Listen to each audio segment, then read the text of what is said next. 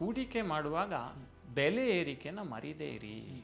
ಈಗ ತುಂಬ ಜನ ಏನು ಅರ್ಥ ಮಾಡ್ಕೋತೀವಿ ಅಂದರೆ ಹೂಡಿಕೆ ಅಂದ ತಕ್ಷಣ ಎಲ್ಲ ದುಡ್ಡನ್ನು ತಗೊಂಡೋಗಿ ಸೇಫ್ ಇನ್ವೆಸ್ಟ್ಮೆಂಟ್ ಟೂಲ್ಗಳಲ್ಲಿ ಹಾಕ್ಬಿಡೋದು, ಬರೀ ಎಲ್ಲ ದುಡ್ಡನ್ನು ಫಿಕ್ಸೆಡ್ ಡೆಪಾಸಿಟಲ್ಲಿ ಇಡೋದು, ಪೋಸ್ಟ್ ಆಫೀಸ್ ಇನ್ವೆಸ್ಟ್ಮೆಂಟ್ ಸ್ಕೀಮ್ಸಲ್ಲೆಲ್ಲ ಹಾಕೋದು, ಅಥವಾ ಇನ್ಯಾವುದೋ ನ್ಯಾಷನಲ್ ಸೇವಿಂಗ್ ಸರ್ಟಿಫಿಕೇಟ್ ತೊಗೊಂಬಿಡೋದು, ಇಲ್ಲ ನ್ಯಾಷನಲ್ ಬಾಂಡ್ಗಳು ತೊಗೊಂಬಿಡೋದು. ನಾನು ಹೇಳ್ತಿರೋದು ಇದೆಲ್ಲ ಕೆಟ್ಟದು ಅಂತ ಅಲ್ಲ, ಆದರೆ ಇವು ಯಾವೂ ಕೂಡ ಈ ಇನ್ಫ್ಲೇಷನ್ ಬೆಲೆ ಏರಿಕೆಯನ್ನು ಮೀರಿ ಗಳಿಕೆಯನ್ನು ತಂದುಕೊಡೋಲ್ಲ, ಬೆಳೆಯೋದಿಲ್ಲ.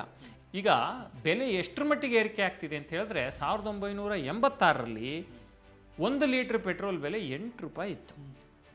ಆಗ 100 ರೂಪಾಯಿಗೆ 12.5 ಲೀಟ್ರ್ ಪೆಟ್ರೋಲ್ ಸಿಗ್ತಿತ್ತು. 2008ರಲ್ಲಿ ಪ್ರತಿ ಲೀಟ್ರ್ ಪೆಟ್ರೋಲ್ ಬೆಲೆ 50 ರೂಪಾಯಿಗೆ ಜಿಗಿತ್ತು. ಈ ವೇಳೆ 100 ರೂಪಾಯಿಗೆ 2 ಲೀಟ್ರ್ ಪೆಟ್ರೋಲ್ ಸಿಗ್ತಿತ್ತು. ಆದರೆ 2025 ಮೇಯಲ್ಲಿ ಲೀಟರ್ ಪೆಟ್ರೋಲ್ ಬೆಲೆ 103 ರೂಪಾಯಿ ಆಗಿದೆ. ಎಲ್ಲಿಯ 12.5 ಲೀಟ್ರು, ಎಲ್ಲಿಯ 1 ಲೀಟ್ರ್.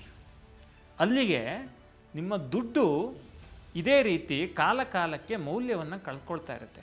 ಬೆಲೆ ಏರಿಕೆ ಆಗೋದ್ರಿಂದ ನಿಮ್ಮ ದುಡ್ಡು ಪರ್ಚೇಸಿಂಗ್ ಪವರನ್ನು ಕಳ್ಕೊಳ್ಳುತ್ತೆ. ಆ ಪರ್ಚೇಸಿಂಗ್ ಪವರನ್ನು ಕಳ್ಕೊಳ್ಳದೆ ಇರಬೇಕಂಗೆ ಮಾಡಬೇಕು ಅಂತ ಹೇಳಿದ್ರೆ ನಿಮ್ಮ ದುಡ್ಡಿಂದ ಬೆಳೆಸೋ ಅಂಥ ಪ್ರಕ್ರಿಯೆಯನ್ನು ನಾವು ಮಾಡಬೇಕು. Boss Vala, B the boss.